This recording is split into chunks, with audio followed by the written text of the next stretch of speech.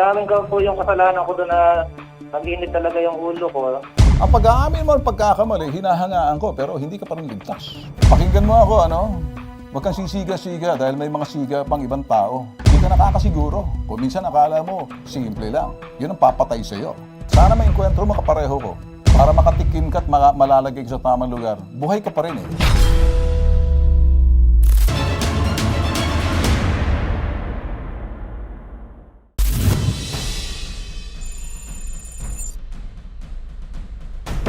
Kung makabusina kasi. Eh ano, ba't mo ako minumura mo ako? Ginagana niya ako, dinagan mo ako ng kamay, pinakayan mo ako. Tama na po, sorry na po. Pasensya na po, kuya. Ang bidyong ito ay kuha mismo ni Pamelia Inocencio, asawa ni Mark, habang sakay ng motor noong February 17, 2022, alas 10 ng umaga sa San Ildefonso, Bulacan. Pinak mo. Eh, paano Hindi po ulit po. nyo naman po ulit Ano ako? po? Kaya minura mo. Ay! Kuya, tama na po! Makikita sa video ang isang lalaki na galit na sumugod at sinapak si Mark. Ang video ay pinost at tinag ang Bitag Live para humingi ng saklolo. Then, nanghingi po sana kami ng tulong para po ma-action yung nangyari sa amin. Sa totoo lang po, hindi po nakakapasok ngayon yung asawa ko kasi po na-trauma po kami dahil po sa nangyari. Ang taong nakaalitan daw ni Mark, kilalang maimpluwensya at kinatatakutang tao sa lugar.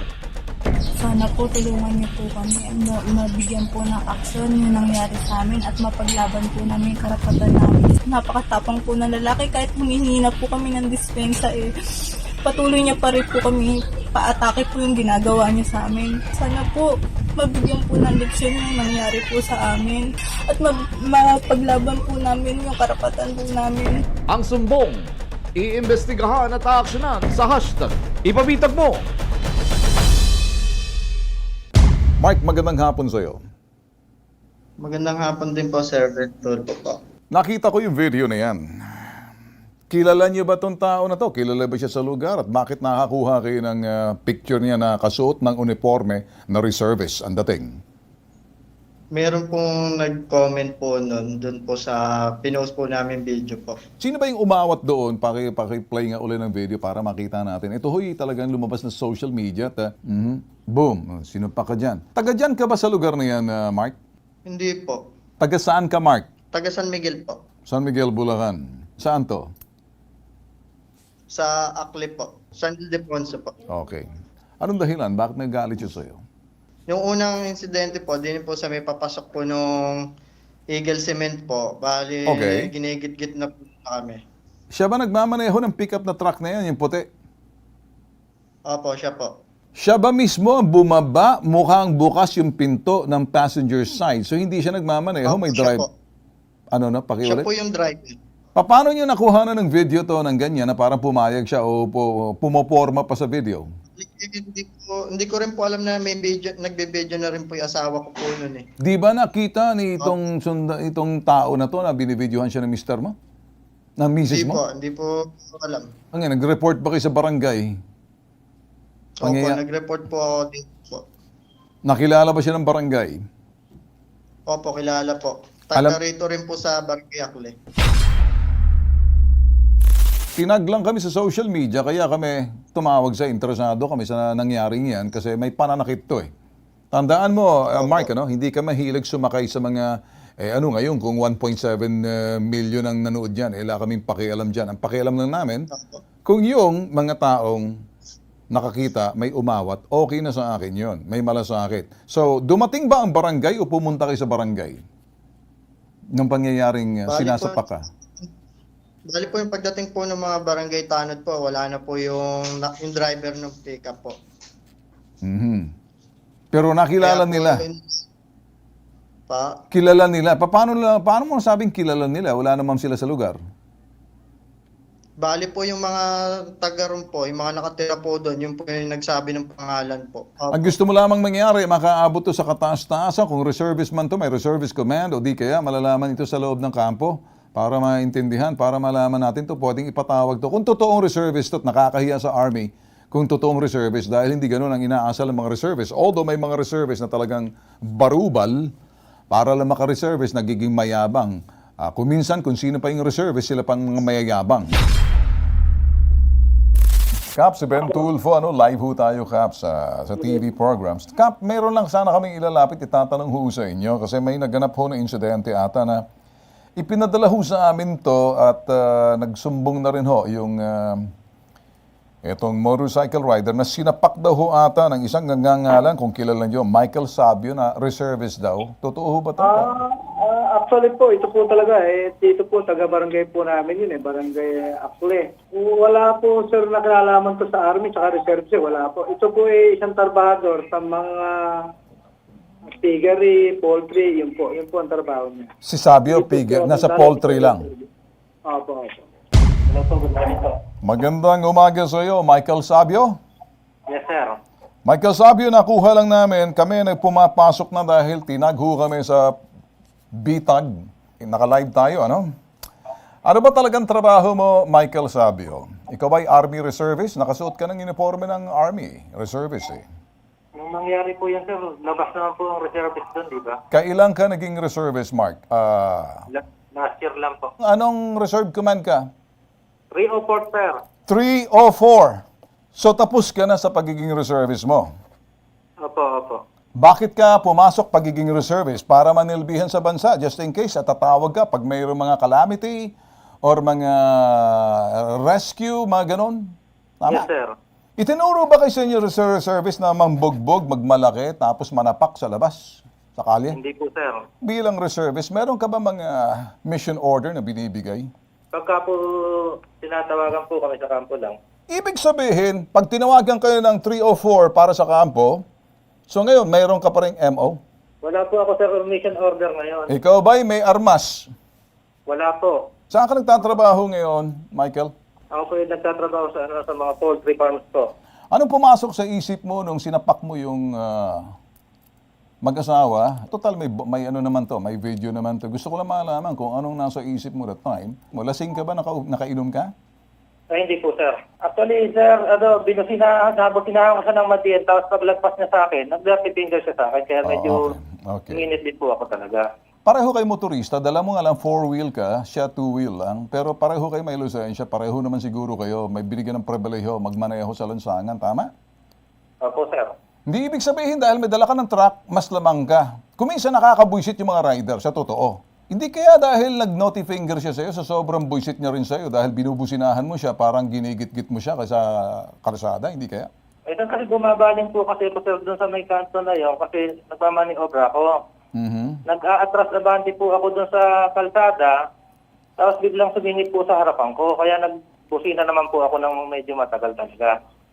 Sa itong sitwasyon nito, kinakausap ka, nagsusorry na sa'yo, pagkatapos, parang uminit ang ulo mo, sinapak mo. Opo, inamin ko po yung kasalanan ko doon na nag-init talaga yung ulo ko, na nasa ako si Pero. Okay, sige. Mark, Pa, sagutin mo ako, anong ginawa mo rito kay Michael, at bakit nasapak ka nito? sir, bali po nung pangalawa pong insidente, nung mamaniobra po nga po siya nung sasakyan niya, maluwag naman po yung lane ko po kasi nasa left lane na po yung sasakyan niya. Kaya ginawa ko, nagbusina po ako na dadaan po ako. Ngayon po, nung nasa harapan niya na po ako, bigla po siyang umabante po para lapit po sa akin. Nung nakalagpas na po ako, bigla po siya nagmura. Binabaan niya po yung bintana po ng sasakyan niya, saka po siya nagmura. Sino bang nauna sa inyo? Ikaw bumusina or binusinahan ka niya? Pabaling po yung pumasok na po ako doon sa may kanto. Ngayon po, nandun po siya sa likuran ko. Pinilit niya po akong ginigit-git po sa papunta sa gilid. Ngayon, ginawa ko po, nagmabagal pa po ako, sa po siya pinadaan. Ngayon, nung kabilang kanto na po, nagkita na naman po ulit kami. Ngayon po, yung pagkikita namin, nandun po siya sa may kanto, nagmamaniobra po. Yung pick-up niya, sa kabilang left side na po. Ngayon, maluwag naman po yung right side na dadaanan ko. Nagbusina po ako para aware po siya na dadaan po ako. Ngayon, nung nandun ako sa harapan po niya, bigla po siyang umabante. Saka diniinan po yung busina. Tapos nung napaglagpas po sa sasakyan niya, saka po siya nagmura po. Yung pagmura po niya, ginantihan ko po siya ng dirty finger po. Yung una nga, sir, yung pag binusinahan ko siya is masyado siyang mabagal, just to alert sa na may parating sa likuran niya. Bakit? May traffic ba or maluwag naman sigurong kalye, hindi ba? May makakasalubong din po kasi ito ay baka biglang bumuka, tamaan po talaga siya. So, ang pagbusina ba matagal, mahaba or sandali lang? Yung pong sa incident na yun talaga, sir, slide na po ang busina ko, saktong bumusina lang po ako. Musina ka lang. Opo. Okay. So, bakit parang hanggang sa pangalawang beses, parang gagit-gita na kayo, parang nabuisit ka ng husto, parang nagkaroon ka ng road rage ata rito eh. Kasi ikaw yung agresibo rito, Michael. Opo, sir. Makinig ka kung army ka, ano? Naintindihan mo bang ibig sabihin ng clear and present danger? Yes, sir. Anong ibig sabihin ng clear and present danger? Halimbawa, ikaw sa sasakyan mo, ako sa sasakyan ko. Ikaw sa unahan mo, nasa unahan kita, ako nasa likuran mo. Bumaba ka sa sasakyan mo, paputungo sa sasakyan ko. May threat na ba ron? Sige, quiz kita, army ka eh. Usapang army na to. Bumaba ka sa sasakyan mo, sa loob ako ng sasakyan ko. May threat na ba ron? Wala po. Bumaba ka sa sasakyan mo, nasa unahan kita, tumigil din ako, lumapit ka, papunta sa akin. May threat na ba yon? Wala. Wala pa po. Eh, tanga ka pala eh. Alam mo bang bagbaba mo pala ng sasakyan, patungo sa sasakyan ko, unahan kita, bababa ako, tutukan na kita, kasi ako si Ben Tulfo na ano bang for purpose mo, ba't ka lalapit sa akin? Sakaling lumapit ka pa sa akin sa susunod, sasabihin ko, huwag ka lalapit sa akin. Pero kung bumaba ka at may bunot ka ng barel, di na kita papahiritin pa. Puputo ka na kita kasi bumaba ka na may bit-bit kang barel. Yan ang sinasabing engagement kung army ka. Magkakilala ba kayo, Michael? Hindi. Hindi po, sir. O hindi mo siya kilala. Bumaba ka. Anong gusto mo? Naghahanap ka ng away? Nakakalalaki ka ba? Yun bang ibig mo sabihin? Subukan mo nga sa akin yan. Pag hindi ka, balibag kita ng ewan natin kung saan ka pupulutin ng kangkungan. Pakinggan mo ako, ano? Huwag kang sisiga-siga dahil may mga siga pang ibang tao. Di ka nakakasiguro. Kung minsan akala mo, simple lang. Yun ang papatay sa'yo. Sa susunod, baka sementeryo ngayon papupuntahan. Kung sakali may insidente nangyari, ikaw naman ang pinsala, baka paggamutan kung buhay ka. Dito sa ginawa mo na to, ikaw mismo humihingi ng apology at sinasabi mo nagkamali ka. Ang pag-aamin mo ng pagkakamali, hinahangaan ko, pero hindi ka pa rin ligtas. Sigurado ka ba wala kang nasapak tulad ng panapak mo rito sa taong hindi mo kilala? Wala kang nasapak din sa farm ninyo? Wala po, sir. Wala po. Okay, mananawagan dito kung sino pang nasapak nitong Michael Sabio. Tingnan nyo na maigi ang kanya mukha. Baka ito'y naka-enkwentro nyo, nasapak nyo. Lumapit na kayo sa akin kasi mistake number 1, unang beses mo pa lang to, Michael, ha? Sana walang pangalawa kasi pangalawa, bibisitahin kita, hindi ako nagbibiro. Hindi ako alagad ng batas, pero gusto ko masukat ang ginagawa mo. Ala akong pakialam kung sino sa 304 ang mga tropa mo. Ala akong pakialam kung sinong kapitan mo, kernel mo, reservist pa rin yan. Pakinggan mo ako. Karangalan mo na ikay tinanggap sa pagiging reservist kahit na bansot ka. Maliit ka, ang yabang-yabang mo pa. Sana maengkwentro mo kapareho ko para makatikim ka at malalagay ka sa tamang lugar. Buhay ka pa rin eh. Either lumpo ka lang. Hindi ako nagbibiro. Huwag ka makakaengkwentro ng kapareho ko. Kasi pag nakaengkwentro ng kapareho ko, taga mo sa bato, baka wheelchair ka forever. Ako, kinausap ko lang to kasi ako na-bother pareho kayo nasa barangay.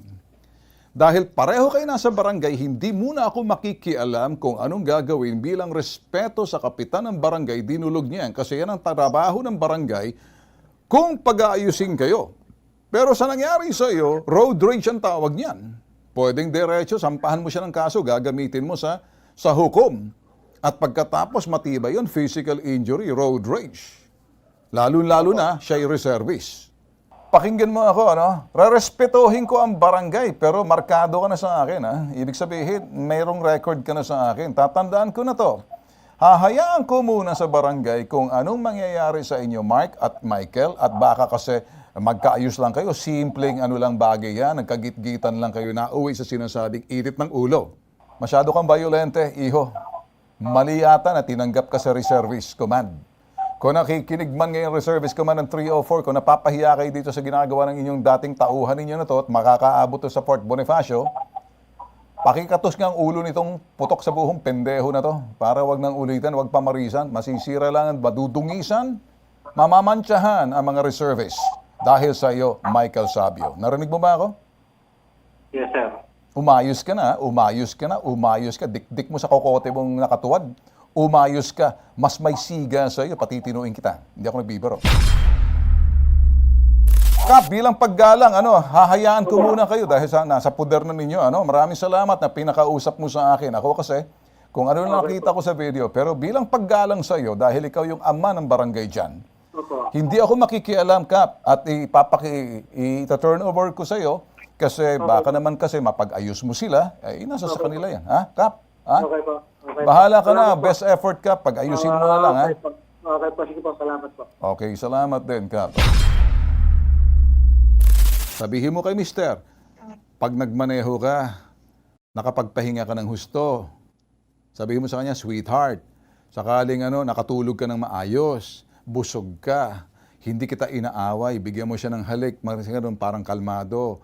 Bibigyan mo siya ng sinasabing paalaala, ingat, ingat, gano'n ha? Okay, gano'n? Huwag mainit ang ulo, kalmado sa daan. Okay, Mrs.? Opo. Kasi sa likod ng sinasabing tagumpay ng isang asawa, lalaki, lagi nandoon yung sinasabing babae. Yung ginang ng tahanan. Ikaw yon, okay? Sana nakatulong ako sa inyo. Nakatulong ba ako sa inyo? Pero hahayaan ko muna ang barangay. Thank you po. Alright, sige. Ito po ang nag-iisang pambansang sumbungan. Mga sumbong na talagang hindi naman talaga namin ma-actionan bagkos sinashock treatment ng kinakaluging utak, sinasapak-sapak ng konti. Hindi pa kasi siguro naka-enkwentro ng mga totoong labanan at totoong sapakan. Kung ganun mga usapan kasi, tanong niyo ho kay Bitag, marami na ho kaming dinaanan. Ako ho, lalo na. Naku, sa Amerika, Pilipinas, marami ho kaming isip na parang, puro sat-sat lang to si Ben. Ganun. Hindi nyo lang alam. Eto, ang nag-iisang pambansang sumbungan.